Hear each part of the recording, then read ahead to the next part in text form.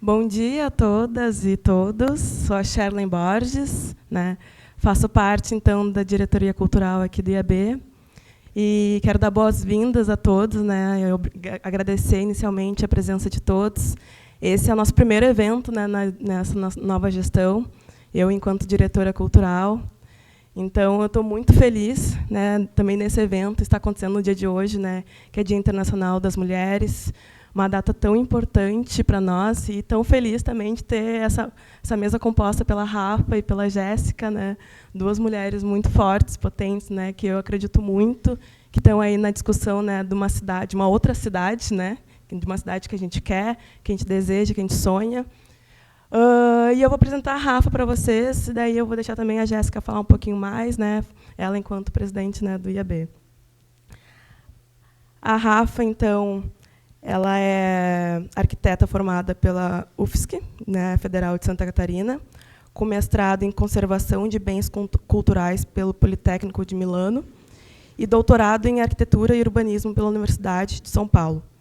Sua pesquisa de doutorado, dedicada ao reuso do patrimônio industrial para fins habitacionais, recebeu o prêmio TICC TIC Brasil de tese em 2024. Atuando há mais de uma década no Reino Unido, atualmente trabalha com restauro de edifícios religiosos e produz conteúdo crítico nas redes sociais sobre arquitetura, urbanismo e patrimônio, contribuindo para aprofundar discussões, muitas vezes tratadas de forma superficial no ambiente digital. Prazer, Rafa. Seja bem-vinda. Agora eu passo a palavra para a Jéssica. Obrigada, Sherlen. Então, gostaria de saudar todo mundo que está aqui, todos e todas. Temos alguns homens na plateia. O evento não era restrito, né, somente mulheres, mas a gente vê que são a maioria. Então, muito bom dia, sejam bem-vindas e bem-vindos. Assim como a Sherlen falou, estamos muito felizes com esse primeiro evento, né? Março geralmente é o mês mais concorrido, assim, né? A gente tem não só o Dia da Mulher, mas também é o mês em que a gente comemora o aniversário do IAB. E eu fico feliz que a gente conseguiu organizar um evento tão bacana com a Rafaela. Eu sei que a agenda está super corrida, super apertada, então obrigada, Rafa, por ter topado, né, fazer esse evento, que inclusive é a primeira vez que a gente organiza num domingo, né? Então foi um risco, a gente pensou, poxa, né, será que vai funcionar? Mas estou vendo que deu super certo e eu espero que vocês gostem, que também contribuam, que seja uma conversa bem bacana. Ao fim, eu dei uma espiada na apresentação da Rafa e tem muita coisa boa para contribuir aqui. E falando hoje como Dia da Mulher, eu acordei e peguei um livro da Manuela Dávila para dar uma lida, até me atrasei um pouco porque resolvi fazer essa leitura. E ela fala muito sobre as microviolências que a gente sofre, né, muitas vezes de forma sutil no nosso campo de trabalho, no meio institucional e político, né? E como é difícil lidar com isso e mostrar, muitas vezes, para pessoas que acham que não, que é mimimi, né? Muitas vezes a gente ouve isso, assim. Então, nesse dia, eu quero reforçar a importância da gente estar ocupando esses espaços e também da rede que a gente forma, né, de apoio mútuo, assim, para que a gente continue ocupando esses espaços e tornando, em vez de espaços de violência, espaços de transformação. É isso. Obrigada. Um ótimo evento para nós. Seja bem-vinda, Rafa. Oi, gente. Obrigada por terem vindo no domingo. Eu também fiquei um pouco nervosa ali quando a gente falou, a Jéssica me convidou, e eu falei, mas eu só tenho domingo de manhã, será que as pessoas vão querer ir no domingo de manhã? E eu nem tinha me ligado que era Dia da Mulher. Então, no fim, quando eu me dei conta que era, achei que fechou super bem, assim, de fazer esse evento hoje. Eu acho que todos me conhecem do Instagram, fora os que me conheciam antes, colegas, ex-colegas. Então, eu coloquei o meu arroba ali só para, caso vocês nunca tenham percebido, que é Rafa_Arc_Urb_UK. Porque um monte de gente acha que meu sobrenome é Arquibook. As pessoas leem tudo meio errado. Mas era só para ser porque eu falava de arquitetura e urbanismo no UK, no início. Isso ficou e nunca saiu.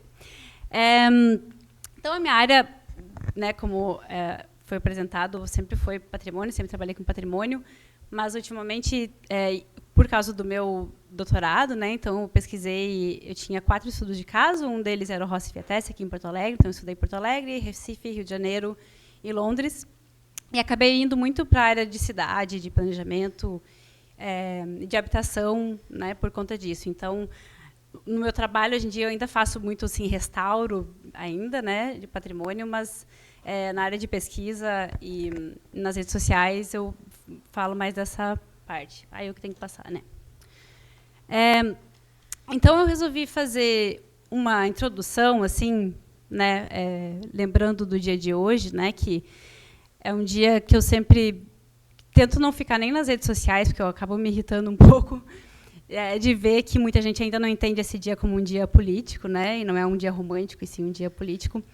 E eu trouxe alguns dados também para vocês verem um pouco de como é que onde eu trabalho, assim, que é diferente daqui, o panorama geral dos arquitetos, né? Então, se aqui no Brasil 62% dos arquitetos registrados no CAL são mulheres e 38% são homens, lá no UK é completamente o contrário. É exatamente o contrário. 31% só dos registrados lá são mulheres, então é muito menor. Então, é um ambiente muito mais masculino, assim.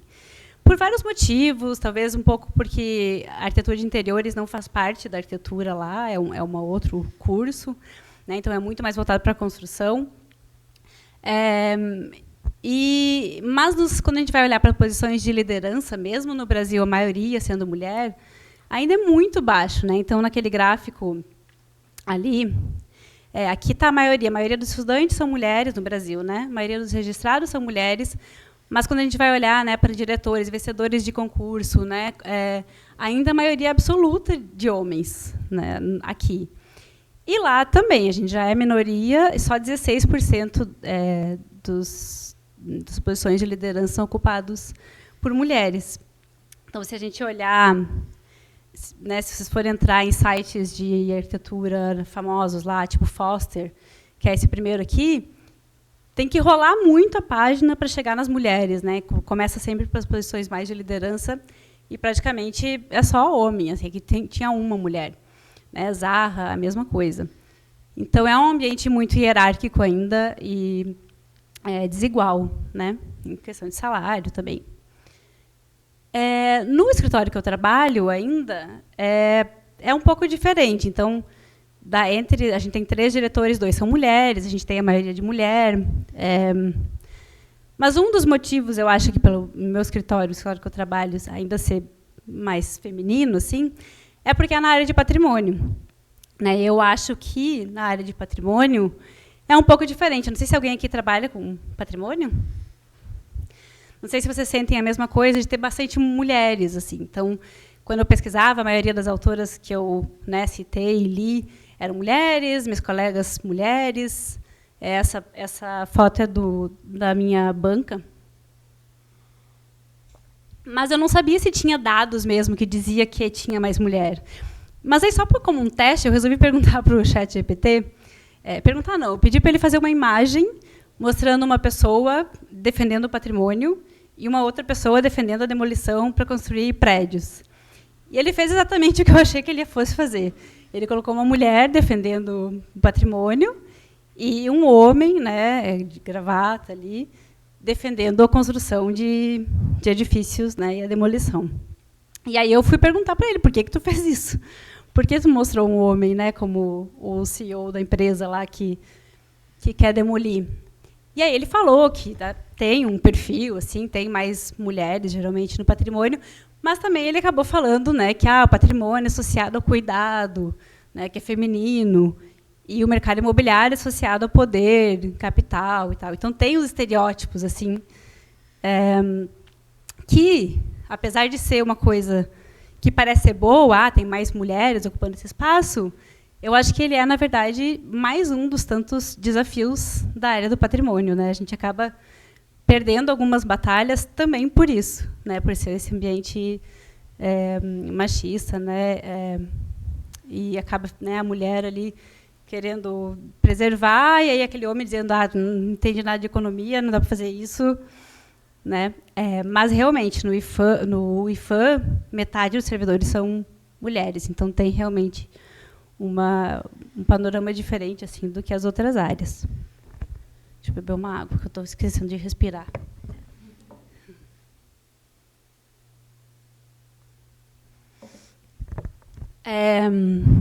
Tá.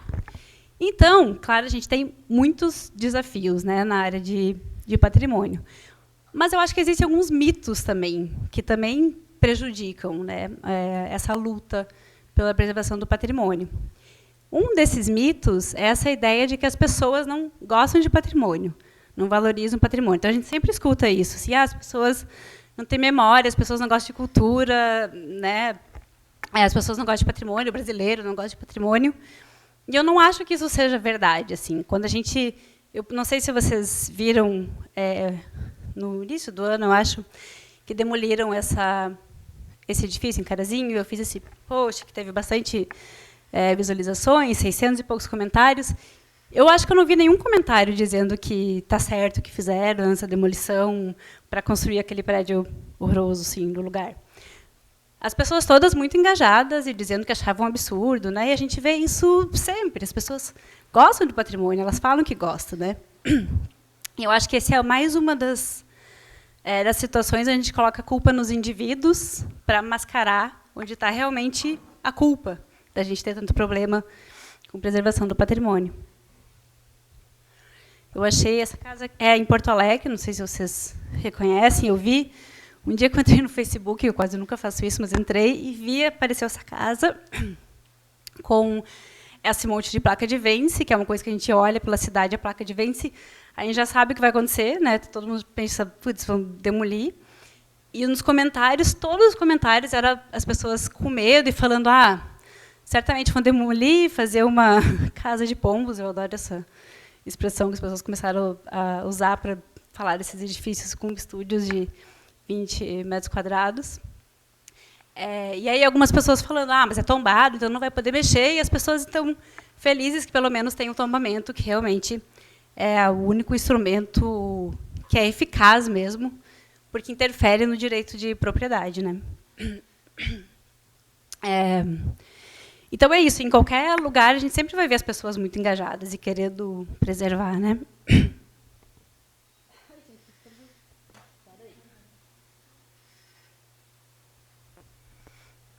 E o outro mito, ou talvez falta de entendimento mesmo, é dizer que o tombamento congela e que não dá para fazer nada. Inclusive, um dos comentários no slide anterior, que não ia poder mexer na casa porque ela era tombada, né? Isso é uma coisa muito comum, a gente escuta muito isso, que depois de tombado não dá para fazer nada. E isso não vem das legislações de tombamento, não diz que não pode mudar, só diz que não pode mudar sem aprovação dos órgãos, né? E eu coloquei essa imagem aqui, que é do Rossi Fiatesi, que foi um dos meus estudos de caso, para mostrar duas coisas. Que, tipo, se isso aqui foi aprovado, que é uma laje nervurada colocada no meio da edificação, com uma cobertura erguida, nova, que é um projeto terrível de intervenção. Se isso foi aprovado, então, quer dizer, as coisas são aprovadas, dá para mexer, tem muita coisa, muitos exemplos assim no Brasil. E o outro objetivo dessa foto é mostrar que os projetos são muito ruins de intervenção. Então, se o órgão tivesse negado, ia todo mundo falando, porque os órgãos, né, atrapalham o desenvolvimento, eles não aceitam nada, não aprovam nada, mas olha o tipo de projeto que chega para o órgão aprovar. E, geralmente, só chega para ele aprovar mesmo, depois que o projeto já está pronto, né? Não existe uma conversa desde o início, assim, uma troca com o órgão, que é o que acontece muito lá em Londres, desde o início. E eu acho que no Rio de Janeiro também tem muita troca, já tem uma cultura. Eu acho que aqui em Porto Alegre não existe. E o tombamento, aqui já diz que não pode mexer, mas eu gosto muito da definição do Historic England, que é como se fosse o IFAM, lá no Reino Unido, que eles dizem, porque eles usam muito o termo conservação lá, né? Eles não usam preservação ou restauração, eles usam conservação. E eles definem conservação como o ato de gerenciar mudanças. Então, eles já, na definição, deles, eles aceitam que vai ter que ter modificação para o patrimônio continuar sendo usado, né? E aí o que acontece é gerenciar, né, e colocar na balança o que vai ser feito, né, e vendo quais são as vantagens, quais são os danos que isso pode causar para o patrimônio. E essa é uma intervenção em King's Cross, que é bem recente, que eu gosto bastante, era uma área industrial, né? Então, só para ver como teve muita alteração, mas que agregou muito para o lugar e que não foi só dano, como no caso do Rossi Fiatese, que é uma das piores coisas que eu já vi.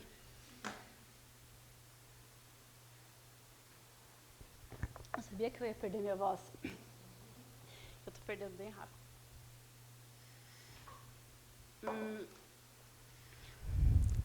E aí, só mostrar...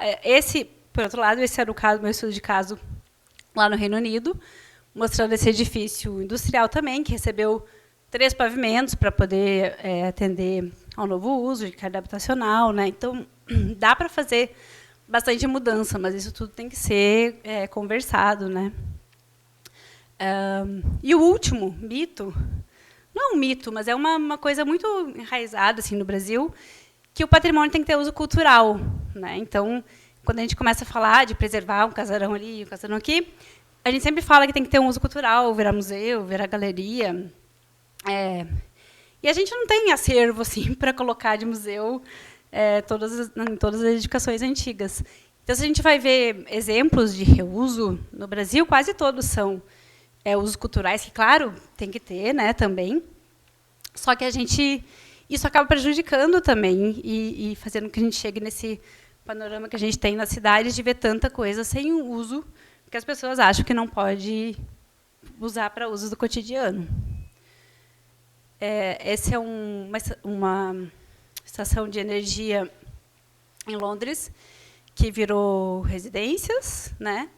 E aqui do lado está a fábrica da Antártica, na Moca, que eu acho muito parecida as edificações, e que ela nunca teve uma proposta para habitação, né? Parece que a habitação quase nunca é pensado para o patrimônio, né? E poderia, né? Não dá para fazer só uso cultural num edifício desse porte. Os desafios, então. A falta de transparência, para mim, está entre os principais, assim, e é algo que, se a gente conseguisse pelo menos isso no Brasil, ia dar uma diferença enorme. Porque a gente não sabe o que vai acontecer, né? Então, a gente vê a placa de vende-se, a gente imagina o que vai acontecer, mas a gente só descobre mesmo quando no outro dia foram lá e demoliram, né? A gente não participa desse processo. E quando a gente fica sabendo, geralmente já é tarde demais, depois que já foi aprovado. A gente, e mesmo depois que foi aprovado, a gente ainda não tem acesso. Esse empreendimento, na Gonçalo, só tem essas imagens que estão em sites ou na mídia, ou em sites de venda, mas a gente não tem acesso ao que foi aprovado. Então, a gente não vê as plantas, não vê os estudos, não vê nada, né? Os movimentos sociais são essenciais, né, para fazer essa pressão, só que geralmente vem muito tarde e já não dá para fazer muita coisa, né? Esse protesto foi na semana passada, que vocês devem estar acompanhando, né?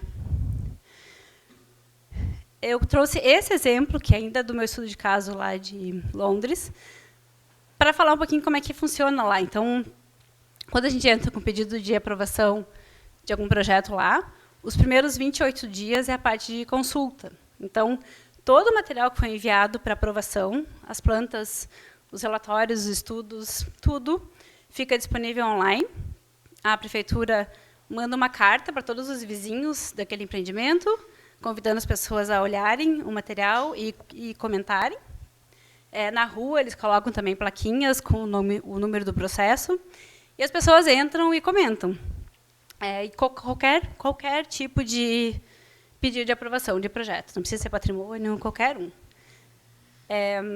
E nesse caso aqui, tinha essa edificação, que ela estava toda escorada, porque ela realmente estava com a estrutura bem danificada. Eles falaram que não tinha o que fazer, né, nos relatórios, eles diziam que não tinha como recuperar, que é algo que a gente escuta muito aqui também. Meu Deus.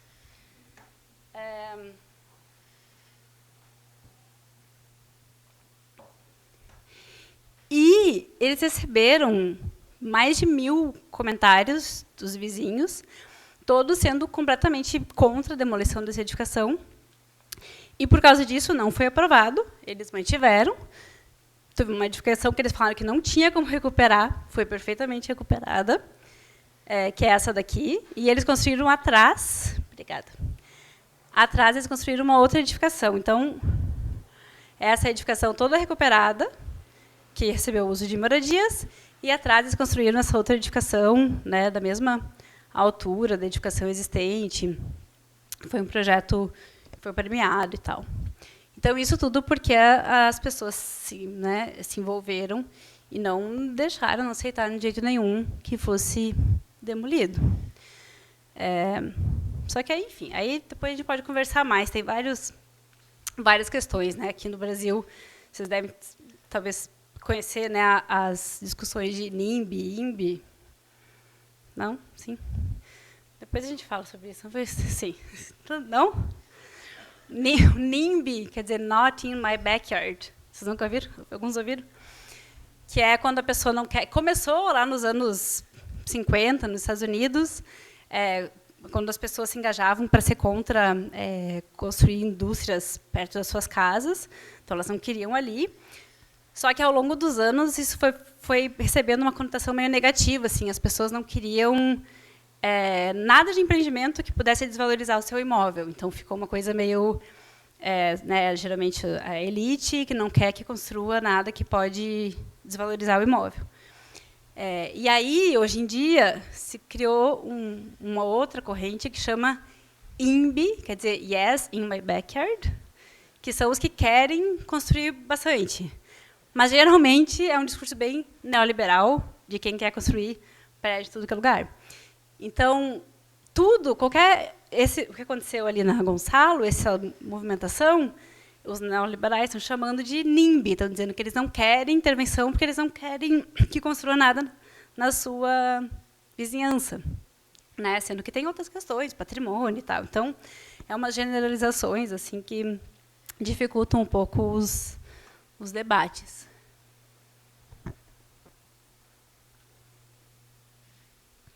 E aí, uma coisa que é muito comum em todas as cidades brasileiras é essa falta de integração com planejamento, né? Então, o patrimônio acaba sendo visto como um obstáculo sempre, né? Os órgãos de preservação como um obstáculo, mas porque as políticas não são integradas, né? Então, essa é uma casa lá em Carazinho, onde o proprietário escreveu na placa: essa casa não está à venda, ela faz parte da história de Carazinho, né? Para pararem de querer comprar e demolir. Só que a gente não pode ficar sempre esperando a boa vontade dos proprietários ou de quem vai comprar para preservar o patrimônio. A gente precisa de políticas, né, para além do tombamento, que consigam, né, nos ajudar a preservar o patrimônio. E uma das coisas que acontece muito nas cidades, esse que é o zoneamento de Carazinho, é que onde tem patrimônio, que geralmente é no centro, é a área onde é mais permitido adensar e onde o coeficiente de aproveitamento é maior, que é uma super contradição, que é justamente onde tem um patrimônio. Então, óbvio que se não tiver nenhuma proteção, eles vão demolir para construir alguma coisa que dê mais lucro, né? Então, essa integração tem que ter. E aí a gente vê ao contrário, assim, os órgãos daí de patrimônio perdendo cada vez mais a autonomia, né? E aqui em Porto Alegre, o inventário sempre foi um super modelo assim para o resto da cidade, para o resto do país. Eu não conheço outro país no Brasil que tenha o inventário como Porto Alegre tem, que tem uma função parecida com o tombamento já, porque geralmente o inventário é só uma etapa antes do tombamento, né? Uma lista que depois vira o tombamento. Mas em Porto Alegre o inventário já protege, né? É o inventário de estruturação. Escrevi errado ali. E ainda tinha o inventário de compatibilização, que é como se fosse a área de envoltória, né, de patrimônio em outras cidades, que não preservava a edificação em si, mas preservava o ambiente, né, poderia ser demolido, mas teria que manter, a edificação nova teria que manter a altura, né, para preservar a área toda. E isso mudou, né, em 2022. Eu não sei como é que está agora, se teve alguma coisa depois disso, mas eu acredito que não. Em 2022, esses imóveis inventariados de compatibilização agora podem ser substituídos por outro de qualquer altura. Então, não existe mais esse inventário de compatibilização. Ou existe, mas não tem mais a função que era para ter, né? E, além disso, ele ainda restringiu o órgão de patrimônio de interferir em aspectos arquitetônicos das edificações novas.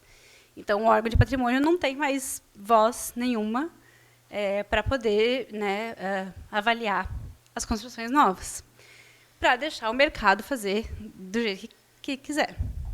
E aí construir o que ele quiser, independente se aquilo é o que a cidade precisa ou não. Né, como esse edifício aqui, com, sei lá, 400 estúdios, de 17 a 50 metros quadrados.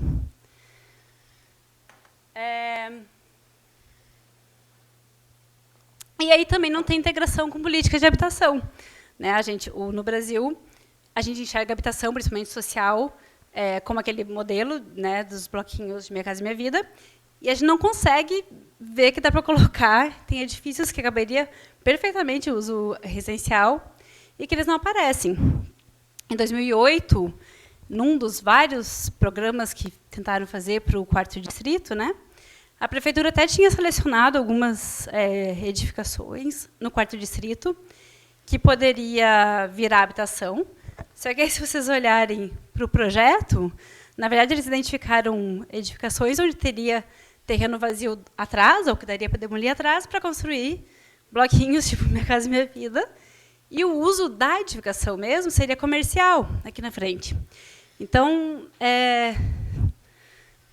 são edificações que dá para receber o uso residencial, né? Só que falta outras políticas. A gente depende só de um único programa, praticamente, que é Minha Casa Minha Vida, que não realmente ele não se adapta para edificações existentes, né? E aí o último maior desafio é o neoliberalismo hoje, que está crescendo muito e ocupando muito o debate público. E a gente está sendo convencido que a gente precisa do mercado, e só o mercado vai resolver, que o Estado é ineficiente e que a gente precisa de densidade na cidade inteira, e que é ou isso ou vai ficar abandonado. Não tem uma terceira opção, e as pessoas estão acreditando nisso, né, nesse discurso. E essa ideia de que o Estado não deve interferir, que o mercado, que os lotes privados deveriam não ter leis, né? E a gente tem ouvido isso em Porto Alegre. Eu acho que, na verdade, é um dos lugares que mais isso tem aparecido, né? De dizer que o Estado tem que ser responsável só pelos espaços públicos e os lotes privados têm que deixar o mercado fazer o que quiser. E aí tem essa ideia de Estado mínimo, mas que de mínimo não tem nada, porque daí ele abre mão de receber 20 milhões de imposto, né, para favorecer, deixar o mercado construir isso aqui. Então, na verdade, o mercado precisa do Estado, precisa muito do Estado para flexibilizar as normas. E aí o que a gente vê aí, o mercado é o Estado trabalhando para o mercado e não para quem ele precisa trabalhar. E a gente já ouviu muito esse discurso antes, né? O Rossi Fiatessi, que faz o quê? 15 anos, eu acho. Quando esse projeto foi apresentado, dizia que ia mudar o 4º distrito, que esse empreendimento ia ser, né, o pontapé inicial, e depois disso todo mundo ia vir, investir. E não aconteceu nem o reuso da edificação existente, que ficou abandonada. E não só ficou abandonada, como eles começaram a fazer as intervenções. Então, eu entrei ali, e é triste assim de ver. Tem laje nervurada cortando no meio, tem intervenções horríveis, que já descaracterizou completamente o patrimônio, e ficou sem uso. Então, eles só entregaram as torres residenciais. E agora a gente vê o mesmo discurso se repetindo. As pessoas esquecem. E aí, de novo, essa aposta no mercado para conseguir fazer uma revitalização. E outros tipos de intervenções que foram muito bem sucedidas, como o Vila Flores, geralmente esquecidos assim, quando eles vão apresentar algum tipo de intervenção bem sucedida, né? Eles mostram porque lá em Londres, na década de 90, teve a região de Canary Wharf, e aqui não teve, né? Não foi esse mesmo modelo de mercado, que é o que eles estão dizendo, que é o único que funciona, né? E foi um projeto super legal. Mas não quer dizer que o mercado não possa, né? Que não possa ter parcerias e tal. Só que as coisas têm que andar junto, né? Então, esse bairro em Londres, que foi um estudo de caso, tinha edificações novas, teve reuso, o mercado construiu não só as edificações novas e os reusos, mas construíram a estação de metrô nova ali também. Então, a gente vê o Estado aproveitando muito mais desse capital que vem do mercado para diluir em outras áreas, e, inclusive, 30% de todas as habitações novas criadas ali são destinadas para habitação social, né, que é outra política que não existe aqui. Tentaram em São Paulo, acho que aqui em Porto Alegre eu nunca vi. Em São Paulo chama cota de... não sei de quê, esqueci o nome. Mas que também teve essa tentativa de exigir que uma porcentagem daqueles apartamentos fosse destinada para habitação social. Cota de solidariedade, eu acho que chama. E aí, só como um desafio que parece um pouco pequeno depois de tudo isso que eu falei, mas cresceu muito no último ano, nos últimos 2 anos, esse movimento de arquitetura tradicional, e que tem muita gente entrando nessa onda, e que parece que está falando de patrimônio, mas que não está, que está falando de construções novas, na verdade, com estilos do passado, mas que fala de patrimônio com esse foco em estilo, com esse foco em estética, com essa visão eurocêntrica de patrimônio, como se patrimônio fosse só esses estilos, e que é um retrocesso. Assim, quando a gente começou a trabalhar com patrimônio na década de 30, né, tinha essa visão, e aí, nos anos 80 a gente conseguiu fazer essa ampliação do conceito de patrimônio para incluir patrimônio moderno, para incluir patrimônio industrial. E isso esse pensamento que a gente tem visto nesse discurso de arquitetura tradicional é um retrocesso, porque ignora esses patrimônios, né, foca de novo nessa estética. E aí eu vou pular isso aqui porque eu acho que eu já falei demais. E ali a gente pode voltar e conversar depois. É só uma provocação, tem 2 slides de provocação final, assim, para a gente pensar. Eu não sei se vocês conhecem o David Harvey. Eu adoro um vídeo dele que tem no YouTube, que ele está em Nova York, olhando para os prédios altos, assim, e daí ele fala: eu fico imaginando um mundo, né, um futuro daqui a uns 30 anos, que o mundo virou todo socialista, e as pessoas vão olhar para esses prédios altos e vão pensar que aquilo é tipo um monumento da estupidez humana de uma época onde o lucro mandava no mundo e as pessoas os super ricos eram tão ricos que não sabiam o que fazer com o dinheiro, senão construir esse monte de prédio alto. E aí, depois que eu li esse livro da moratória de novas construções, eu não parei mais de pensar que essa é a única solução que eu vejo hoje, que é uma suspensão mesmo. Esse livro é para a gente pensar. É uma autora da Bélgica, eu acho, e ela fala o que aconteceria com as nossas cidades, né, se a gente parasse de construir por um tempo, se fosse proibido construir construções novas por, sei lá, por 5 anos, 10 anos. O que aconteceria com o patrimônio se a gente parasse de construir coisas novas, né? E eu não parei mais de pensar nisso, porque realmente, imagina, porque a gente provavelmente em Porto Alegre já tem construído tudo que a gente precisa, né? Então, se o mercado não pudesse mais construir coisa nova e investisse só em utilizar o que a gente já tem, né? Então, essa ideia da moratória é assim: enquanto a gente não resolver os nossos problemas, que são vários, né? Sustentabilidade, a construção, acho que é a indústria que mais polui, né? Enfim, enquanto a gente não resolver, a gente não constrói mais, que é o que tentaram fazer agora em São Paulo. O Ministério Público suspendeu alvarás novos de construção enquanto não resolvesse os problemas que eles estão tendo lá. E eu agora só consigo pensar que essa é a única alternativa, porque não vai acontecer, a gente não vai conseguir resolver os nossos problemas enquanto a gente continuar construindo sem parar, né? E aí, quem sabe, a gente ia conseguir ter, né, edifícios sendo utilizados, né? E é isso, gente. Obrigada. E a ideia era fazer com poucas pessoas, né, para que todo mundo pudesse participar e enfim. E eu estou perdendo minha voz. Vou dividir contigo. Acho que vamos sentar um pouquinho, de repente. Bom, deixa eu me organizar aqui. Obrigada, Rafa. Muito boa a apresentação. Eu acho que a gente tem várias coisas aqui para debater. Eu não sei se alguém já quer começar, se alguém tem alguma pergunta, se não, eu tenho várias, mas não quero dominar o tempo aqui. Oi, tudo bem?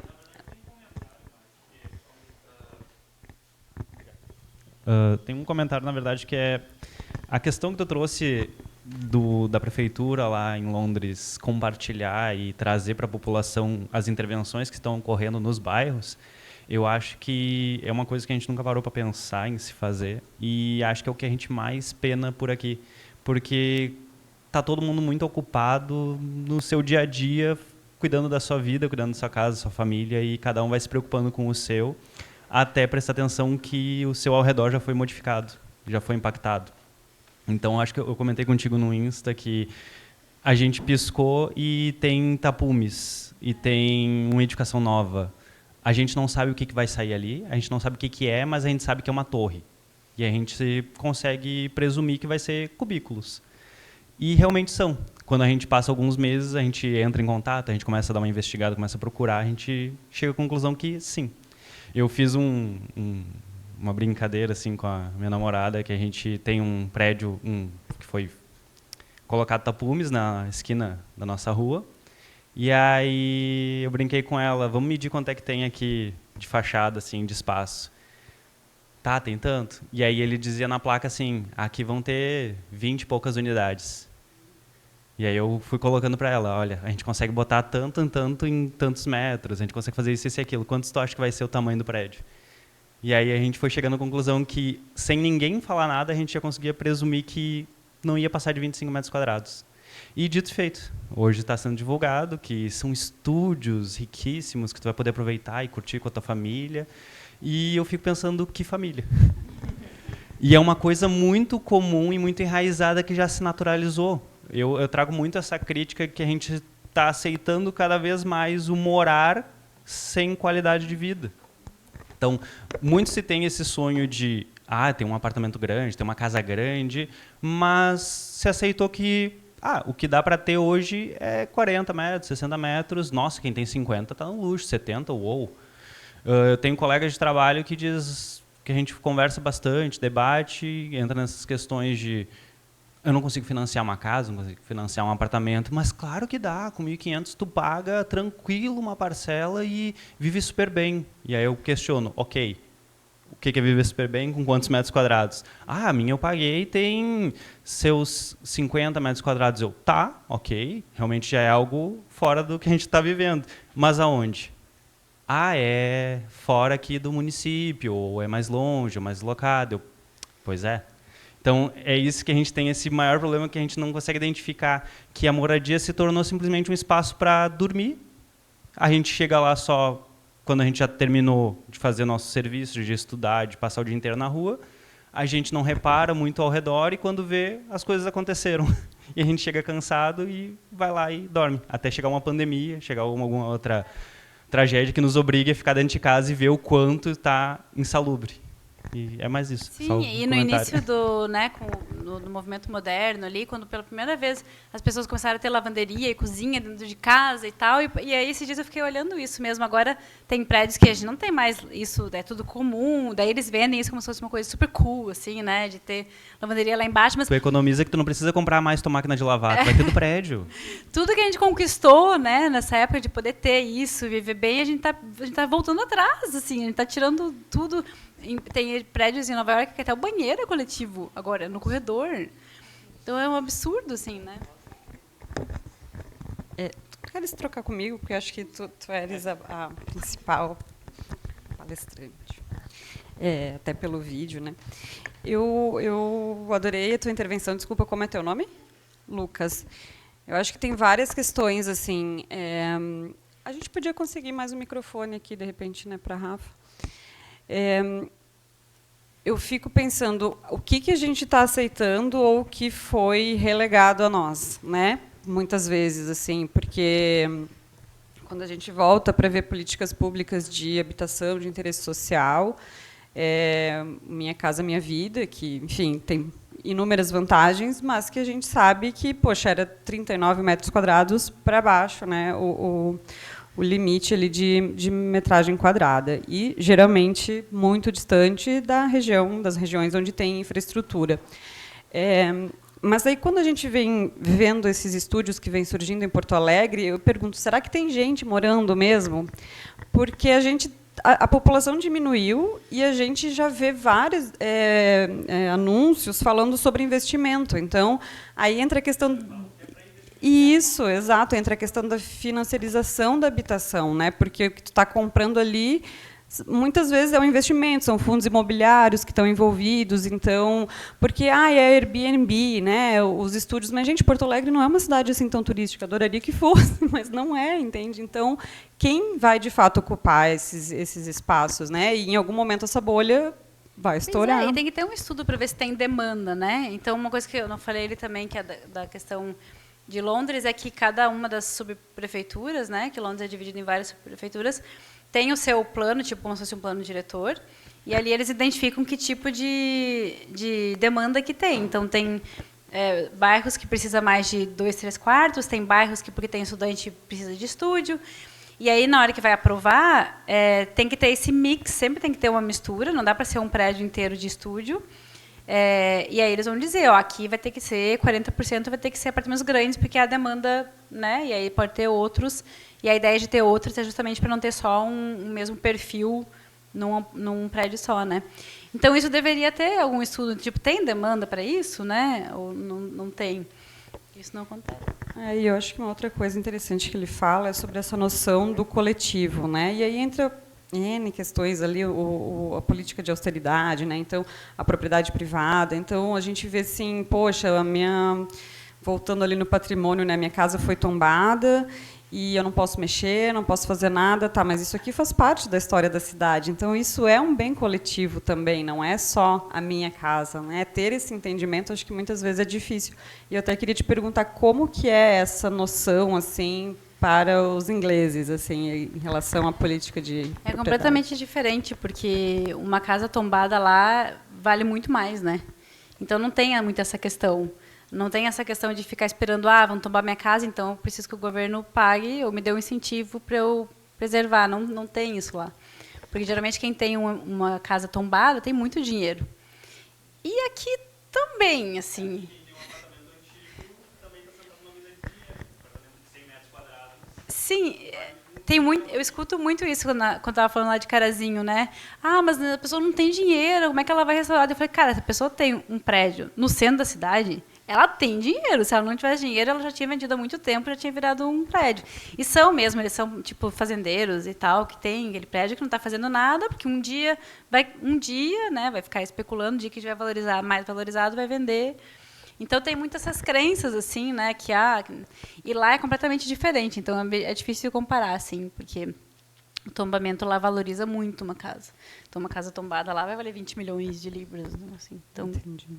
Sim. Mas eu ia falar que é cansativo mesmo. Tu disse, né, que as pessoas estão preocupadas com as suas coisas, né? É muito cansativo tu ficar sempre tendo que, né, ver o que está acontecendo, ir lá e tentar fazer manifestação. É muito cansativo. Por isso que eu digo...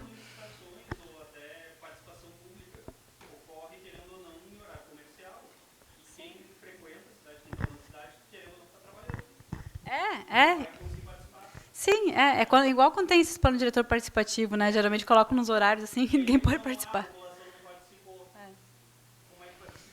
Considera a live no YouTube como participação, né? Sim. Então, e essa questão da participação, tu comentaste que lá eles abrem uma consulta, né, aos projetos, a tudo que vai acontecer, vai ser aprovado. As pessoas, de fato, se engajam, participam, opinam? Sim, diferente? muito.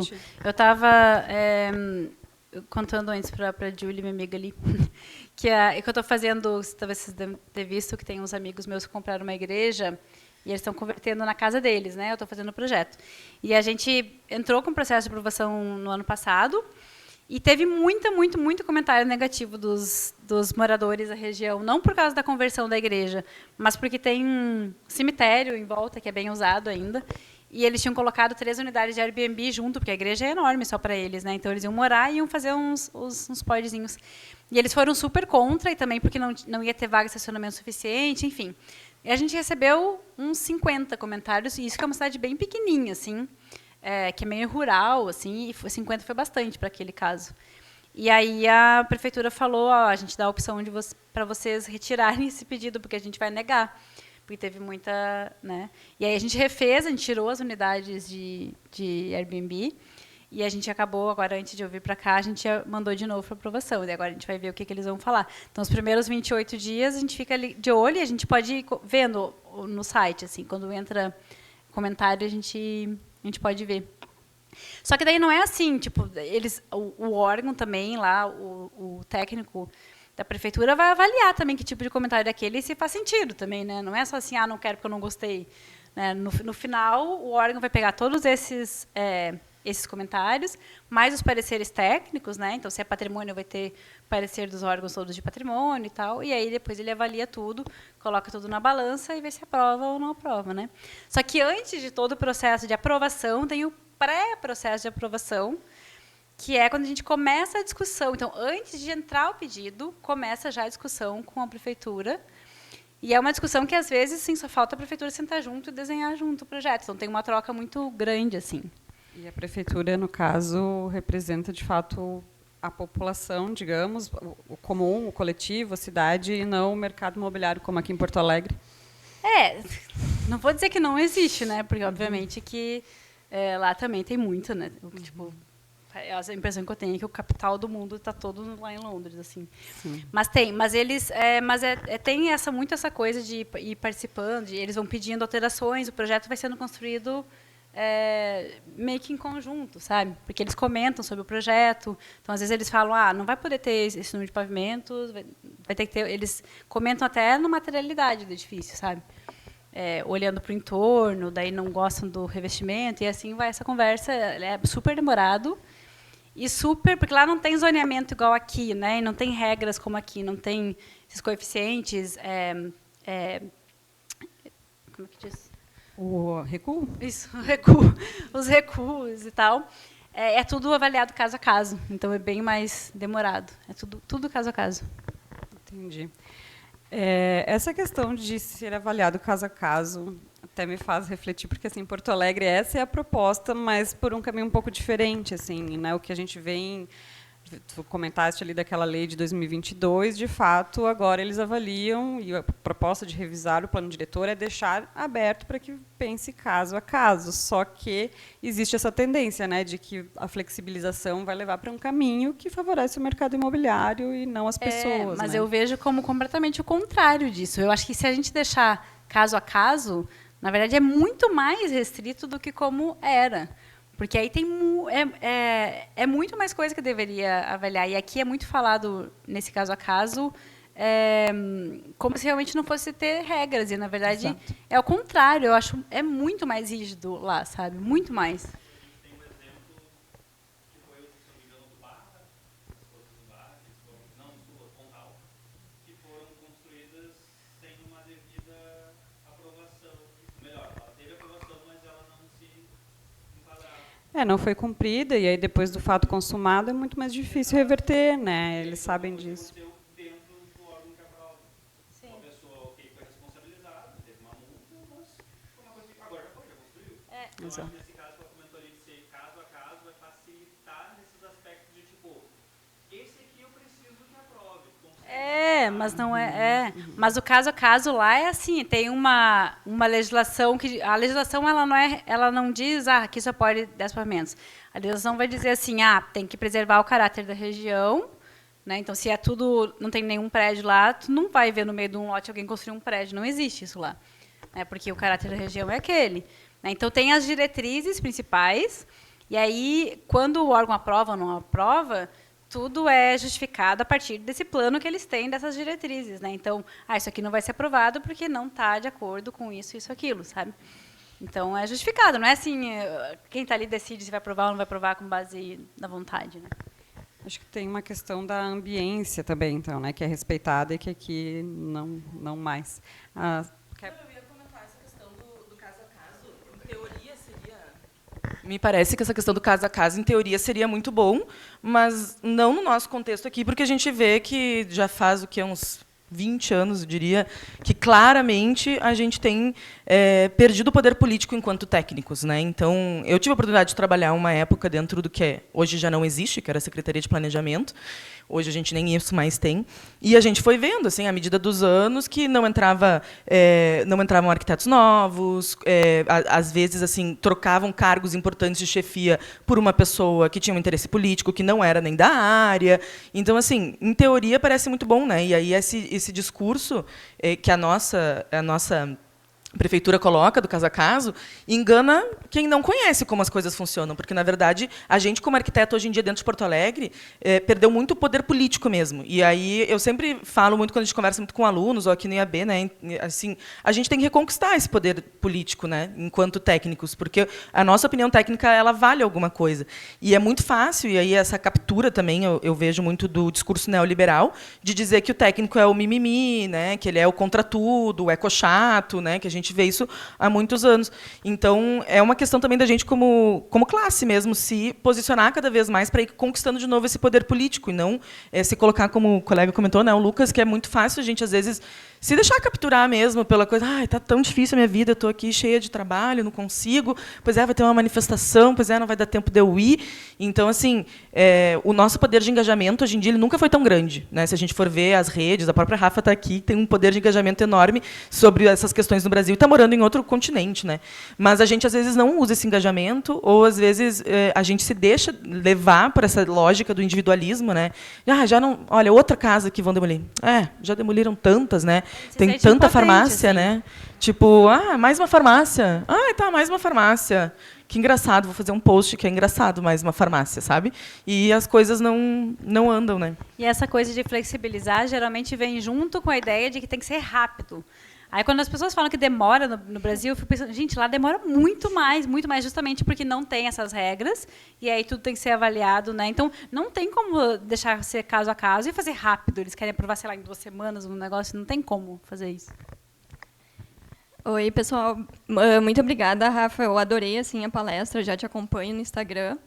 E eu fiquei pensando sobre uma questão também com os comentários que vocês fizeram, que é que aqui no Brasil, desde a Constituição de 1988, o Estatuto da Cidade deu esse protagonismo para o planejamento no nível municipal. E eu acho que isso, num primeiro momento, funcionou, digamos assim, mas hoje a gente vê que é um tiro no pé, principalmente nessa questão de patrimônio, porque a gente vê que, mesmo tendo o IFAM, o IFAI, o município, de alguma forma, consegue sempre ir contra, né, essas instituições, né? E mesmo a nível de leis federais também a gente não consegue barrar esse tipo de intervenção, né? Então eu queria ver contigo como que é essa experiência no Reino Unido, assim, porque eu vejo que aqui em Porto Alegre, principalmente, tipo, parece que todo dia estão rasgando coisas, e até coisas que a gente já tinha conquistado, né? Essa questão do inventário, do patrimônio, que era muito interessante. E o próprio solo criado também, que é um instrumento do Estatuto da Cidade, que era justamente para tirar esse ônus, né, do patrimônio. O proprietário tem um patrimônio, então ele não consegue fazer tantas coisas, então ele vende esse potencial, mas que a gente vê que, nos últimos anos, em Porto Alegre, que inclusive era um instrumento bem organizado, assim, e nos últimos anos está uma esculhambação, assim, basicamente. Eu acho que ninguém sabe mais o quanto pode vender, o quanto pode comprar. Dá para vender para qualquer lugar, comprar, enfim. Está tudo certo. Então, eu queria entender mais como funciona no Reino Unido essa questão da legislação federal, porque eu acho que agora, no momento que a gente está, enfim, com o governo de esquerda e tal, talvez fosse a única forma, assim, de tentar dar uma parada nisso. Pode ser. Posso?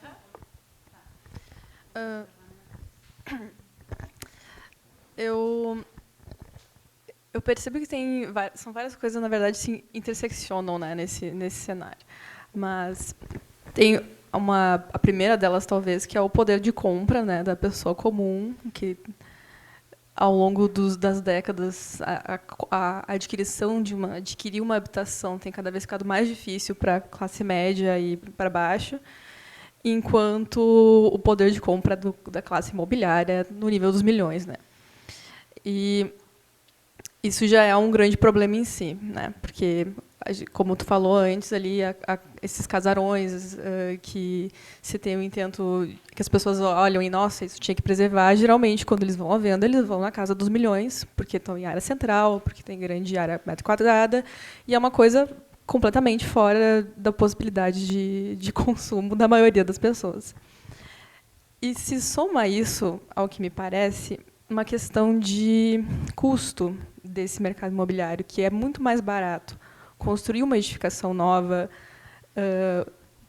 pintada de luxo, mas que, na verdade, é feita de maneira muito precária, de má qualidade, que é o que a gente vê na maioria dessas novas habitações hoje, que é praticamente plástico e PVC, e enquanto, né, habitações mais antigas tendiam a ser construídas com uma maior qualidade, e por isso que estão até de pé hoje em dia, de que restaurar ou de lidar com os problemas que essa podem ter de infiltração elétrica, e que geralmente aparece com o tempo, se torna muito mais caro para esse mercado do que demolir e construir um novo. E daí é nesse sentido assim que eu vejo, para mim, é o discurso que as pessoas entendem. Porra, tornar isso aqui habitável para o que eu preciso é muito mais caro, vale mais a pena eu fazer de novo. E como é que a gente lida isso, né? Porque como é que a gente lida nisso enquanto não existe ferramentas, né, para a gente poder, enfim, dar o devido valor ou tentar preservar, né? Acho que é isso.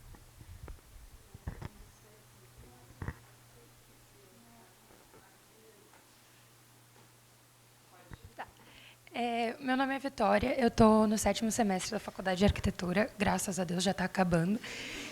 E uma coisa primeiro, eu quero te agradecer, o que tu falou foi incrível. Aquela tua publicação sobre Carazinho me marcou bastante.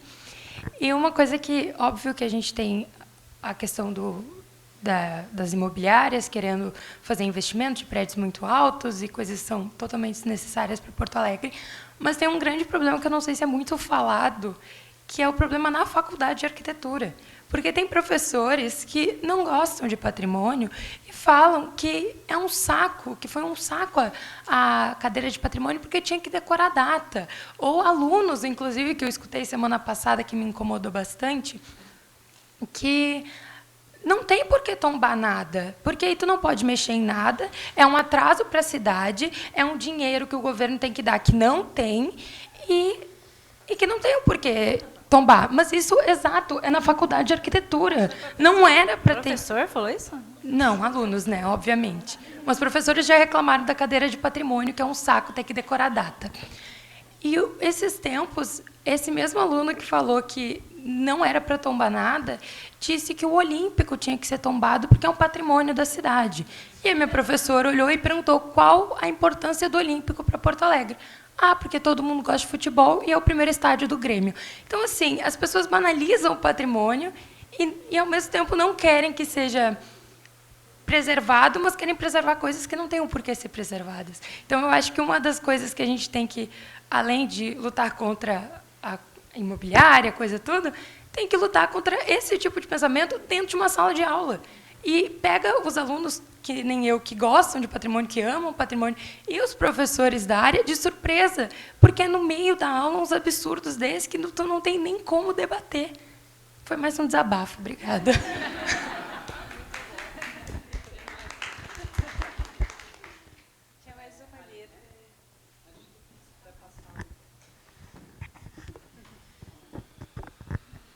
Oi, bom dia. Muito prazer de estar aqui. Obrigada por organizar esse evento fantástico. O meu nome é Adriana Schenhofen e sou super fã do IAB. Tudo que eu posso, eu venho aqui. Eu sou, na verdade, americana brasileira e estudei aqui na URGS, mas eu praticamente passei toda a minha vida adulta nos Estados Unidos e na Suíça. E eu tive a oportunidade de trabalhar com diversas tipologias de projeto e 14 anos como professora e diretora de cursos de arquitetura de interiores, engenharia, arquitetura, tem muitas disciplinas.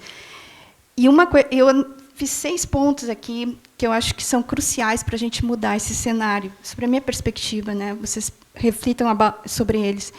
A primeira coisa que nós falamos aqui da questão das cidades no âmbito nacional.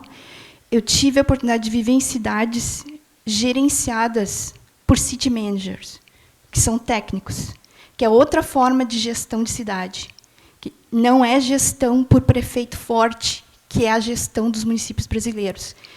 Então, a gestão por city manager, ela é um técnico que concorre com experiência, com treinamento, e a gente não precisa ficar implorando para a cidade ter um jardim, para ter uma escola, porque ele é igual a nós. Quando eu pensava, precisa de uma faixa de pedestre aqui, eu pensava em ligar para a prefeitura, quando eu vi já estavam fazendo.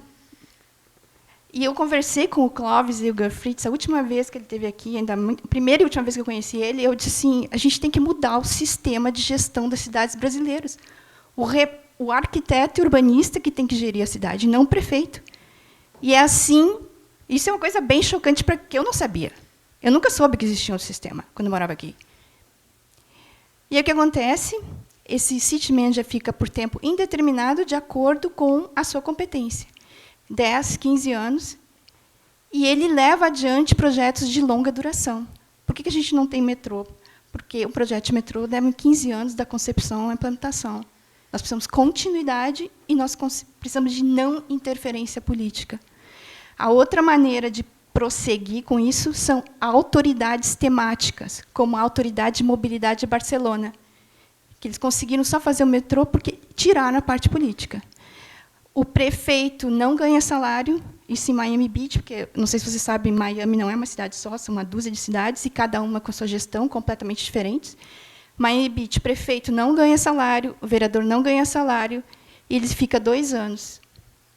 Ele é a cereja do bolo. Tá? Então, essa é uma sugestão que a gente pode fazer.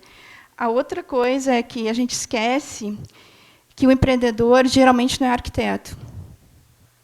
Ele pode ser um construtor, pode ser um advogado, pode ser um investidor, e o arquiteto é aquele que responde às necessidades de que tem o dinheiro.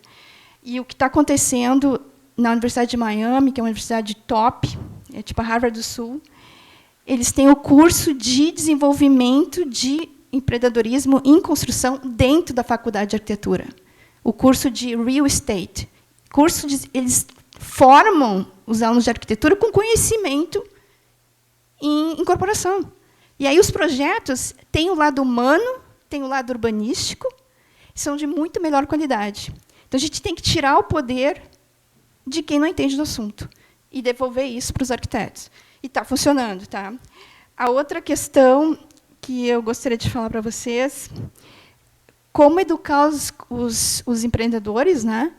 Um exemplo, não sei se vocês sabem também, o distrito de Art Deco de Miami Beach quase foi demolido na década de 80. As pessoas se agarraram aos prédios, preservaram, todo mundo queria construir torres, e hoje o primeiro andar gera o valor de aluguel de um prédio de 10, 15 andares, por causa da coleção de prédios preservados. Bilhões de dólares por ano a arquitetura gera. Então, quando alguém chegava a falar, dizer que patrimônio não dá dinheiro, manda ele lá para Miami Beach. Manda lá olhar. Dá cinema, dá evento, dá moda, dá um monte de coisa que traz para a cidade. E é um erro dizer que é mais caro, porque, como engenheira civil, a gente sabe que o custo da edificação não inclui o custo das fundações, quando você faz o custo. As fundações são caras, então é melhor aproveitar. Elevador é caro, e não tem esse valor agregado diferenciado que a estrutura antiga proporciona. Então, a gente tem que mudar também essa educação. E a outra coisa que foi falada dos secretários, né, que não têm formação. Eu tive aqui no IAB uma palestra com o secretário na renovação do viaduto, no restauro do viaduto, do Otávio Rocha. Não sei quem era, não importa, ele estava simplesmente fazendo um papel. secretário de obras, advogado. Ele veio aqui dentro. Aí ele trouxe uma babysitter, que era um engenheiro civil, para responder as perguntas. E durante todo o tempo, ele estava assim, eu ainda estou aprendendo, eu ainda estou aprendendo. Chegou uma hora que eu quase falei assim, a gente está te pagando salário de secretário para um estagiário. Tu é estagiário? Tu é estagiário? Tu nem é estagiário porque tu não está nem dentro da faculdade de arquitetura e de urbanismo. Então, nós não podemos aceitar mais isso. Para ser secretário de uma cidade, capital de estado, você tem que ter um baita de um currículo. Vocês podem procurar lá nos Estados Unidos, não é secretário, é diretor. Diretor de urbanismo. Vejam os requerimentos. É enorme. Então, a gente não pode aceitar. É simplesmente dizer não. Não, não. Educação infantil de arquitetura. O Instituto dos Arquitetos Americanos tem um programa fantástico há 20 anos. Nós temos que educar as crianças em urbanismo e arquitetura, como se faz na França. Tem que saber o que está vivendo. E a última coisa, a questão da tendência da arquitetura clássica. Eu dei aula por 14 anos de história, não fazia os alunos decorarem data. E eles adoravam a minha aula. E eram 5 campi que tinha arquitetura. Eles vinham do outro lado da cidade para ter aula comigo. Tinha fila de espera. Por quê? Porque eu fazia com que eles entendessem o contexto, as brigas, como se eles estivessem vivendo aquele momento. E eu não dava aula. Eu fazia eles irem na biblioteca, trazerem 3 livros físicos e apresentarem as matérias. Então, não tinha como eles ficar lá no celular. Eles adoravam a cadeira. Então, essa questão da arquitetura tradicional, ela volta. Se você olhar a história, nós temos o Egyptian Revival, nós temos vários revivals de classicismo, e a arquitetura não é diferente da moda, e não tem como conter isso. E se nós pensarmos o modernismo, também foi moda. Nós já passamos por brutalismo, já passamos um monte de coisa, e é uma tendência natural. Talvez os projetos melhorem, porque as pessoas não estão sendo treinadas em design clássico na universidade, elas não sabem o que estão fazendo, e tem pesquisa da Harvard que a população prefere ornamentação e prefere proporções da Golden Rule, que o modernismo não obedece. Isso é pesquisa. Então, há essa preferência. Por isso que as pessoas estão se manifestando positivamente, porque elas preferem isso. Então, são só alguns pontos para a gente pensar. Muito obrigada. Desculpa a longa conversa.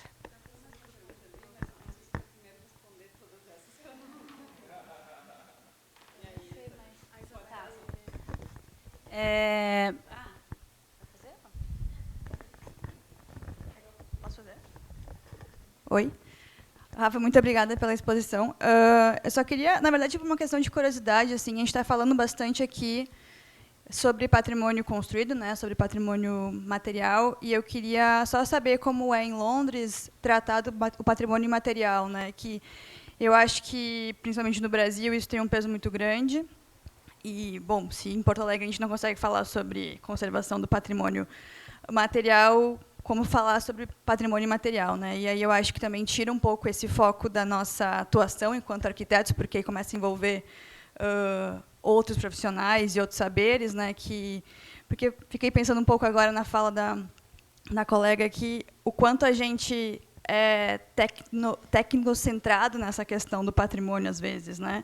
E como outros saberes e outros significados de patrimônio deviam estar nessa discussão tanto quanto o material, né? O construído, enfim, eu sei que a gente está aqui no Estúdio de Arquitetos do Brasil, então, obviamente, nossa discussão é muito focada na construção, mas também fico pensando que o quanto a gente está concentrado na construção, enquanto a nossa discussão deveria ser o significado dessas coisas, né? Então, tipo, quando vem a discussão sobre a Gonçalo de Carvalho, é muito mais sobre patrimônio imaterial, né? Um patrimônio visual, um patrimônio de ambiente, que a gente não consegue colocar valor, porque não existe essa discussão e não existe essa conscientização sobre o que isso vale, enquanto o que isso vale sem valer, né? Sem valer dinheiro.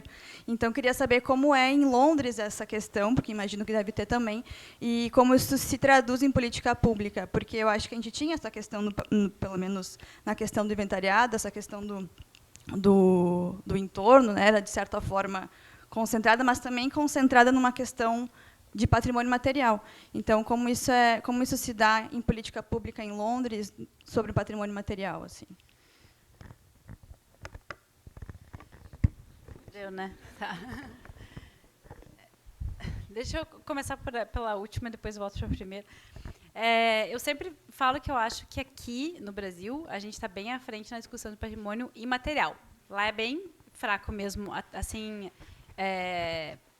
e se eu vou buscar artigos né, sobre isso, é muito pouco discutido. Porém, essa questão do patrimônio ambiental, eu acho que isso entra meio que junto no material lá, né? Porque daí tem as áreas de conservação, né? Então as políticas de patrimônio não se concentram só em tombamento, né? Mas uma das, né, do que mais acaba protegendo lá o patrimônio são as áreas de conservação, são áreas enormes, tem bairros que têm muitas áreas de conservação. Mas uma das questões na minha pesquisa de doutorado do patrimônio industrial para uso habitacional foi justamente ver que o patrimônio material é muito recuperado, né, e utilizado, restaurado, mas que essa dimensão imaterial do patrimônio industrial, que é a relação da memória com o trabalho e tal, isso é perdido completamente, assim.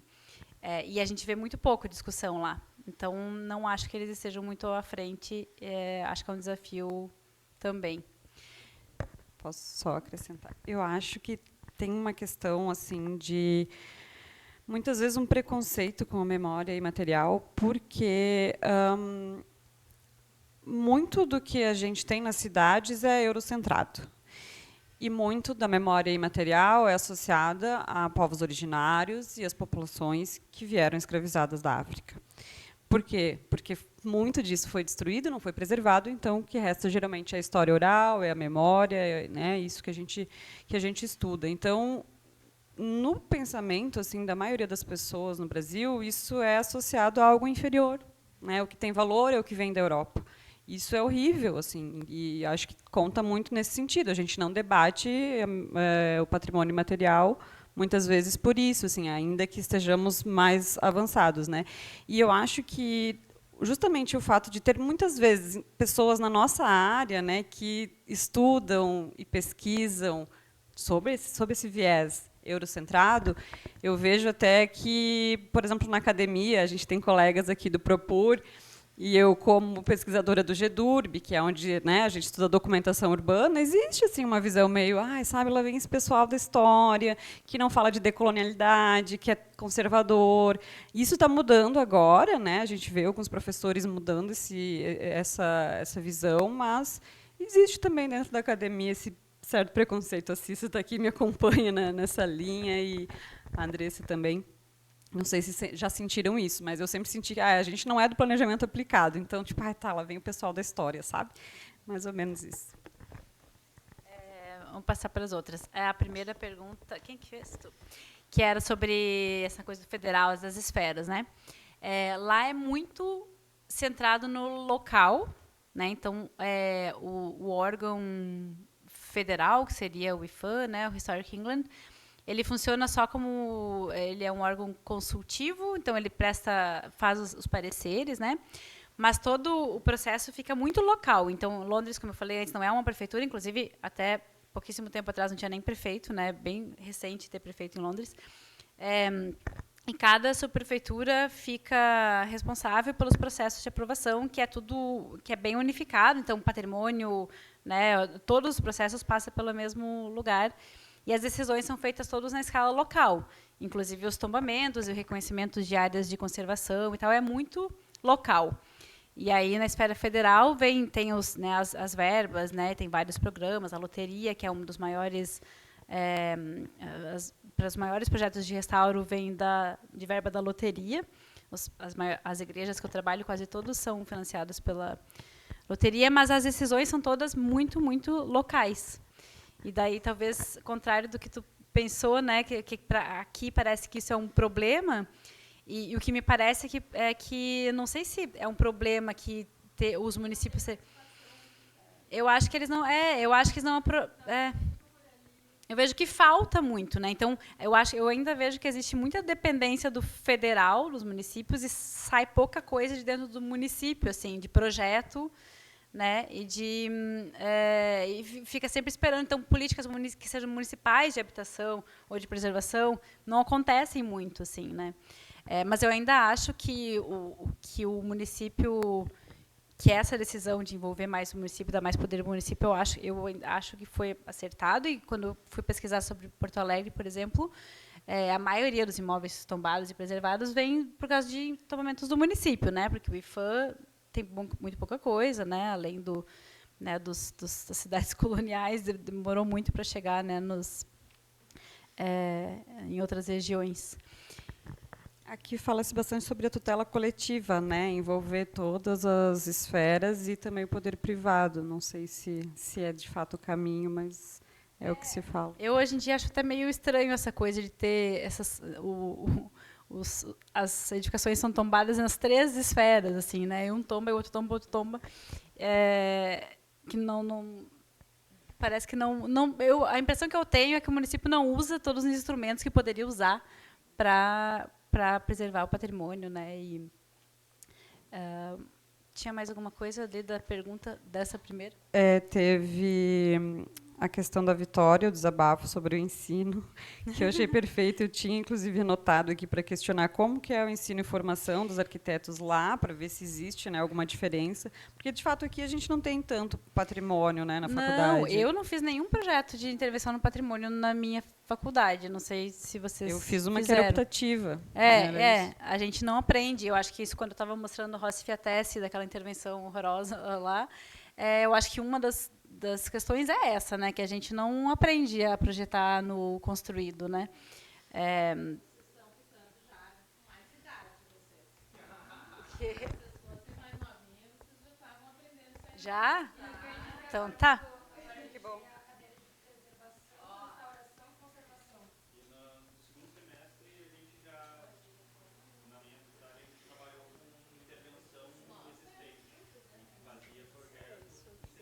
Que bom. Que bom. Que ótimo. Ana tá, então... Mas, eu não tive lá. E aí tinha uma de patrimônio que era super... que era bem de história, mas não sei se eu nunca pedi para ficar decorando data, não sei. Mas era muito focado em técnica de restauro, assim, e tal. Mas eu acho que essa parte de projeto, né, eu senti muita falta.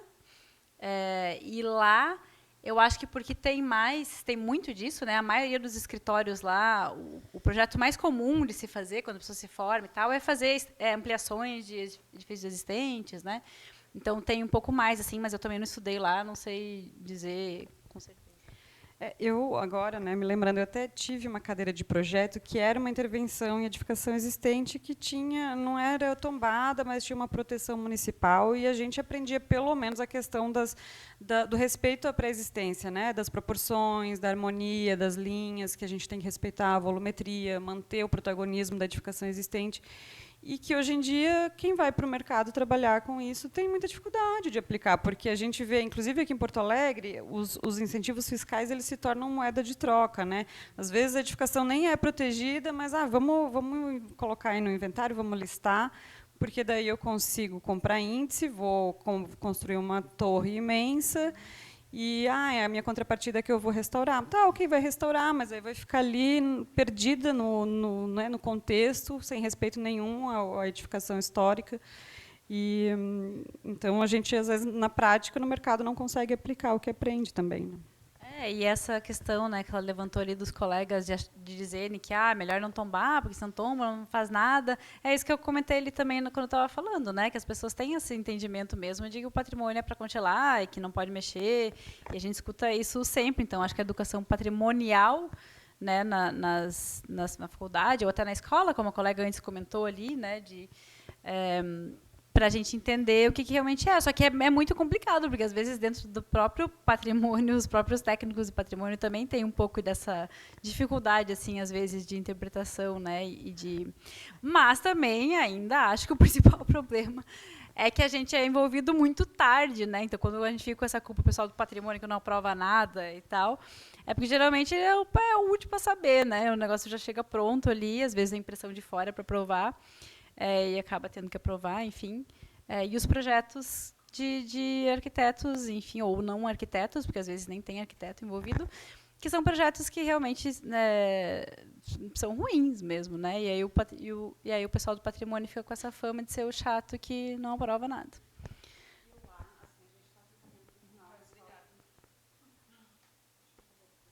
Não. Oi. Deu. Te perguntar sobre essa questão dos técnicos que foi mencionada, porque aqui é isso, a gente tem cargos de confiança ocupando as secretarias e que, enfim, a gente tem na Esmamus um advogado, a gente tem, enfim, como tu disseste, algumas secretarias são extintas conforme muda a gestão. Como que é isso lá, né? Eles têm, de fato, técnicos atuando na área específica ou... Tem, mas assim, é um emprego, abre vaga, né, e paga super, super mal, e tem bem poucos profissionais também. E por isso também que demora, muitas vezes o processo lá é muito demorado. Mas, como eu falei, sempre um pedido de aprovação único, né? Então, se é patrimônio, aí vai envolver o técnico de conservação que tem na prefeitura, que vai dar o parecer. E aí, dependendo se ele tem vários tipos de tombamento, que é grade 1, 2 ou 2 com estrelinha. Se for dos mais importantes, que é o grade 1, aí o Historic England entra. Se for coisa da época vitoriana, o Victorian Society entra. E tem vários órgãos que vão dando os pareceres, assim, né? E aí um técnico de planejamento é o que vai dar a decisão final, com base em todos esses pareceres, assim. Então, é uma aprovação única no final, né? Não é o IFAM que aprova. E não tem conselho popular, assim como o COMPAC, por exemplo, não tem? Não, é tudo dentro desse mesmo processo de aprovação, assim. Que tu falou mesmo? Era do custo, porque daí quando eles fazem esse cálculo inicial, é só um cálculo mesmo que não leva em consideração os outros valores que tem, né? E quando eu falei desse caso de Carazinho, dessa edificação que foi demolida lá, talvez eles tenham feito uma planilha inicial com o custo de demolir ou restaurar, mas eles não levaram em consideração outros valores que teria. E eu tenho certeza que aquele supermercado, se tivesse, né, aproveitado aquela edificação, ia acabar vendendo mais. Depois eles podiam usar o marketing em cima daquilo, né? Mas geralmente é feito esse cálculo e às vezes eu nem tenho toda essa certeza de que realmente custa mais caro, porque a demolição custa muito caro também.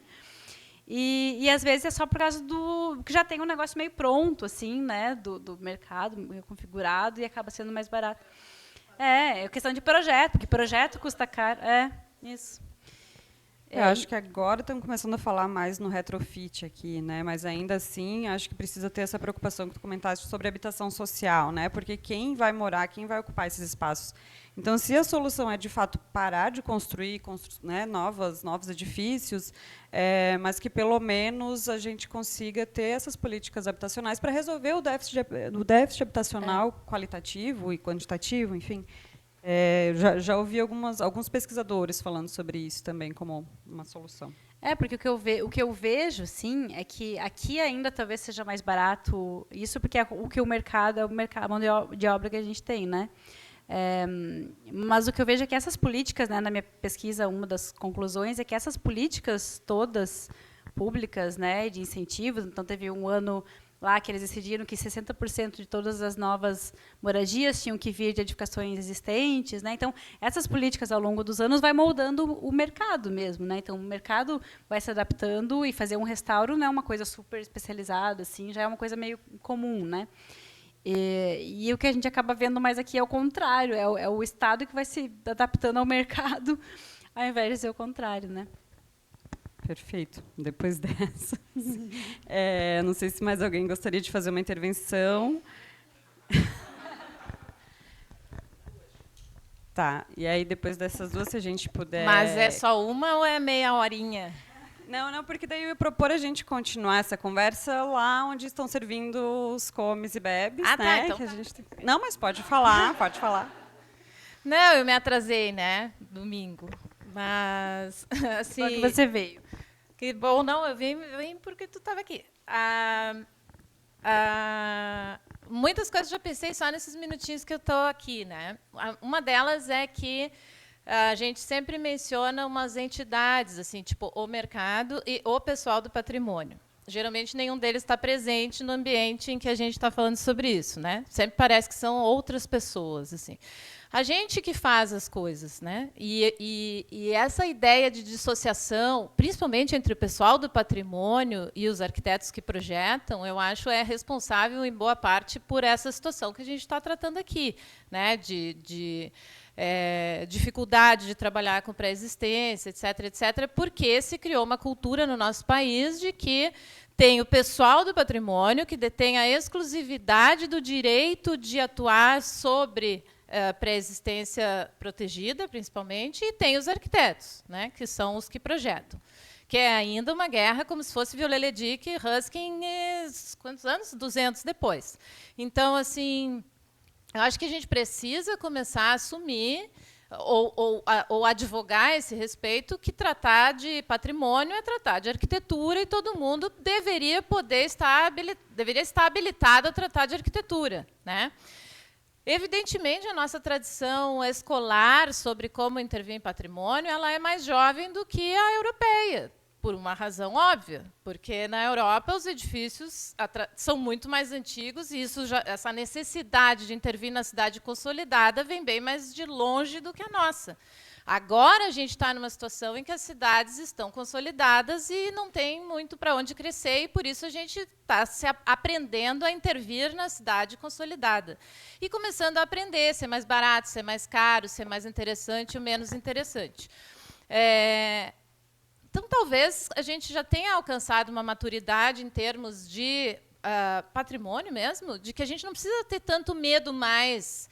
Quando, em 1910, quando eu e mais 2 colegas, a gente ganhou o concurso aqui para fazer o anexo do IAB, que acabou nunca acontecendo, a gente tinha uns colegas que eram tipo o pessoal do patrimônio que patrulhava o que a gente poderia fazer ou não poderia fazer. Né? E com dogmas assim, do tipo, não pode ser mais alto do que o solar, não pode. Aí tem coisas que parecem objetivas, mas que são subjetivas, do tipo, não pode competir com a pré-existência. Todo mundo já ouviu isso. Mas ninguém sabe bem o que é competir com a pré-existência. Você ter outra cor, você ter a mesma cor, você ser mais alto, você ser mais baixo, você ser mais bonito ou mais feio. Quando é muito difícil que a gente possa tá à vontade de assumir que é bom se ficou bom, é ruim se ficou ruim. Né? Porque a gente não pode ficar dizendo que o projeto dos outros é ruim porque é antiético. Mas todo mundo sabe que é aí que reside o problema. Ficou bom, tá bom. Ficou ruim, é ruim. Não devia ter feito. Então, assim, a gente viveu até agora numa tentativa de cercar esse problema com regras, assim, regras. O ângulo tem que ser tal coisa, não pode isso, não pode aquilo. E já era para a gente ter visto que esse monte de regras elas não garantem excelente projeto de ninguém, nem nunca. Pode ter um excelente projeto descumpridor de regras, assim como pode ter uma porcaria de um projeto que respeitou todas as regras. Todo mundo conhece casos assim. Então, a gente precisa por isso que eu acho que momentos como esse, com pessoas mais novas que já estão estudando sobre isso na faculdade, pessoa mais velha que acha que não se estuda isso na faculdade, são bons para que a gente possa dar passos além, sabe? Que eu venho insistindo muito, e que eu sei que desagrada 70% das pessoas, eu fiz essa pesquisa, a gente precisa começar a falar em reforma sem medo de ser feliz. Sem precisar batizar de retrofit, retrocoiso, reciclagem. Reforma é bem bom fazer reforma. Não é só banheiro que a gente reforma. Quando o propósito é transformador, não se trata de restauro, na minha cabeça. Já volto a dizer, 70% das pessoas discordam disso. Eu já vi tu discutindo com o Nivaldo. O Nivaldo já está passando para o outro lado, até porque ele adora fazer isso. O que ele faz não é bem igual ao que ele diz. Como, aliás, boa parte... Não é um demérito, eu acho. Isso é uma tradição. O Nivaldo se formou na Bahia, é diferente. Né? A briga maior é com o Rodrigo Baeta, colega dele lá na Bahia também. Então, assim, briga... né? Acadêmica, somos todos amigos. Então, acho assim, é legal a gente poder falar sobre isso. E tem 300 coisas, mas a Jéssica está com razão preocupada, Jéssica, né? Com o que vai acontecer depois. Mas eu queria convidar vocês a virem, não só ao EAB, virem ao Propar, procurarem aproveitar as coisas quando a gente promove lá na faculdade também, porque a gente precisa refrescar, né, a discussão a respeito de patrimônio. Quando eu estava na faculdade, eu achava que patrimônio era coisa só de véia. Agora eu sou velha e acho que é coisa de jovem, entende? Então, assim, não precisa ter esse olhar só mofado sobre o patrimônio e tão cuidadoso e tão pisador em ovos, porque senão o que acontece? O investidor acha que é mais caro sempre. Porque se ele tem que estar dosando a argamassa em tudo quanto é projeto, a gente precisa saber a razão pela qual o bem é patrimônio. É pela materialidade? Caso seja, de fato, a materialidade importa na hora da intervenção. É pela espacialidade? É por causa do projeto? É porque testemunhou um evento importante da história? São razões diferentes que elevam um edifício a patrimônio. E, dependendo dessas razões, a gente pode ser mais permissivo ou menos permissivo na forma de intervir. Então, e não acho... Agora, outra polêmica é, eu discordo que o patrimônio imaterial não é valorizado. Pelo contrário, se vocês forem olhar as reuniões do Conselho Consultivo do IFAM, todo mundo chora na hora do patrimônio imaterial, e o patrimônio imaterial não é, sabe? Só que tem um problema. A gente tem que botar isso... Abraçar a árvore, chorar pelas acarajé, nada disso convence investidor. Nada disso convence o tal do mercado. Eu tinha um amigo meu, que alguns talvez conheçam, o Rafa Mano, ele estudava no Nori na época. Ele dizia, Ana, o cara não vai... Assim, ele precisa dar descarga e o cocô tem que ir embora. Esse negócio que tem que fazer na serragem, que tem que não sei o quê, as pessoas não querem isso, elas querem a coisa prática funcionando na vida. E, da mesma maneira, o mercado não quer saber se a árvore, o passarinho, a memória. Para começar, a memória é sempre imaterial. Não existe memória material. A memória, por definição, é imaterial. Ela pode estar associada ou referenciada num objeto.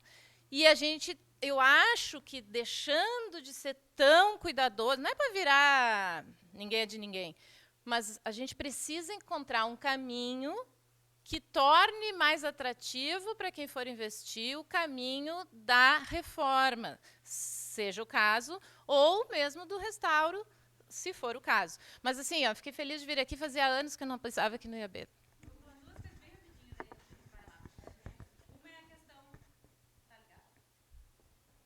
Uma é a questão da significância, né, que é isso que tu está falando. Todos os projetos que a gente manda para aprovar, a gente escreve um relatório de significância, dizendo o que é importante naquele projeto, naquela edificação, né, e com base nisso as coisas são aprovadas ou não.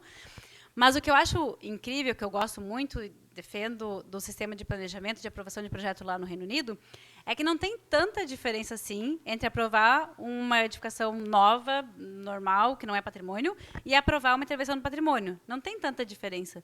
Porque os dois têm um controle tão grande de projeto, né? Nos dois casos, o órgão vai comentar sobre a materialidade, vai comentar sobre a relação com o entorno, que parece que não tem tanta diferença assim, sabe? Não é o patrimônio, vai ser aquela coisa chata que vai ser difícil de aprovar e tal, porque o outro também é difícil de aprovar. Porque o outro também vai ter que estar integrado ali, o outro também vai ter que ter um monte de justificativa, um monte... Nossa, se vocês olharem a lista e entrarem nos sites, tem, às vezes, páginas e páginas de relatórios que as pessoas, a construtora, enfim, o arquiteto tem que demonstrar e justificar tudo o que está fazendo, independente se é patrimônio ou não é patrimônio. Então, acho que se a gente tivesse um sistema de aprovação de projeto onde tivesse mais controle mesmo, de qualidade de projeto para a cidade toda, para qualquer prédio novo que saia, talvez a gente conseguisse integrar e ver o patrimônio como mais né, que é parte do ambiente construído, como qualquer edificação nova, né, enfim. E sobre uma coisa que tu falou antes, e que já se manifestou no Instagram também, que não é diretamente relacionada a patrimônio, quer dizer, a patrimônio edificado não, mas a patrimônio natural sim, né, que é o caso da Rua Gonçalo de Carvalho, que é um assunto que, se vocês não conhecem, passem a conhecer. Aliás, sobre isso, sigam, então, @vivagonçalo e assinem o abaixo-assinado. Eu coloquei eles como collab naquele post, então tá lá no junto. E aí, que são essas fiasqueiras, né, que tem na cidade. Então, achei bom que tu tenha falado nisso. Estou lembrando que é a importância, eu acho, de todo mundo que está aqui eu colocar a parte um Eu ia falar só mais um coisinho do imaterial, porque eu gosto muito da Laura Jane Smith, que ela fala que, para ela, todo patrimônio é imaterial, que não existe nessa distinção, porque é a gente que dá valor ao patrimônio, né? Então, na verdade, sempre imaterial. Eu acho que tem uma questão também que tu trouxeste antes, que é o tombamento é a única forma de proteção de fato garantida, né? E eficaz. E aí, assim, de fato, no processo de tombamento do IPHAN, quando você faz uma indicação, uma solicitação, tem toda uma pesquisa histórica, né, que tem que ser feito e demonstrando e justificando por que deveria ser tombado. E aí cada um vai ter ali a sua portaria, né, com as orientações de preservação, que pode ser assim, pode ser assado, pode ser o entorno, pode ser só edificação, enfim. E, de fato, as outras formas de preservação, de conservação, talvez devessem passar por esse processo, né. Acho que mais ou menos isso assim, que eu queria contribuir ainda. A Cissa quer falar, não sei se... Tá, eu só vou fazer um convite rapidinho. Foi falado no Nivaldo. Em abril, a gente vai ter um seminário, dia 14 e 15, aqui em Porto Alegre, aqui no IAB, e a gente vai ocupar também um espaço na Faculdade de Arquitetura da URGS, debatendo arquitetura, cidade e política, e o Nivaldo vai estar aqui, inclusive. A gente vai ter uma mesa falando de políticas de patrimônio, então participem, se inscrevam. Obrigada, Rafa. Passar para a Cissa, depois pode finalizar. Funcionando. Eu ia fazer um comentário, porque a Andressa falou uma coisa que me pegou muito. Ai, Andressa. Que foi essa coisa do como gerar... Que eu interpretei dessa forma, como gerar valor, né, no patrimônio. Isso está muito relacionado ao que a Rafa falou. E eu entendo que está relacionado ao que a Eliane falou, que dos vários pontos que a Eliane falou, teve um que a gente não seguiu depois. Mas é a questão da educação, né? E aí, essa questão de trabalhar, por exemplo, com as crianças, o que é patrimônio, assim, vir de pequeno esse valor do patrimônio. Porque não tem que chegar na faculdade de arquitetura e a gente começar a refletir sobre patrimônio. E, assim, falar sobre o que acontece na faculdade de arquitetura é muito restrito. Não vai adiantar só, dentro da faculdade de arquitetura, existir uma revolução de inserção de disciplina, sabe? Então, assim, eu queria enaltecer até um projeto que o IAB tem, não só o IAB-RS, mas eu sei que tem em outros lugares do Brasil também, que é essa questão de levar arquitetura para as escolas.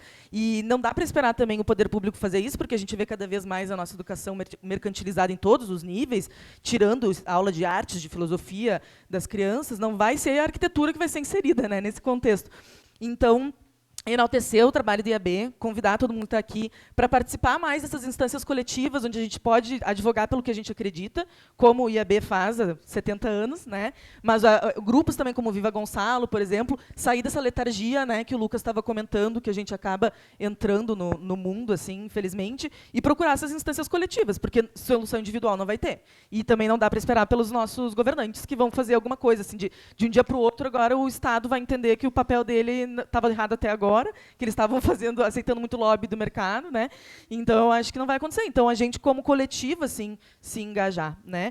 Uma coisa é participar do seminário, que a Jéssica acabou de falar, que vai acontecer agora em abril. E, como finalização do seminário, o IAB também está propondo uma atividade que é aberta a todo mundo, então queria deixar esse convite também, que é uma viagem que a gente vai fazer pelo interior do Rio Grande do Sul para visitar um pouco do patrimônio aqui do Rio Grande do Sul, porque também tem muito isso. A gente fala de patrimônio, aí vou visitar o patrimônio de Londres, mas não conheço o que está aqui a 2 horas de Porto Alegre, né?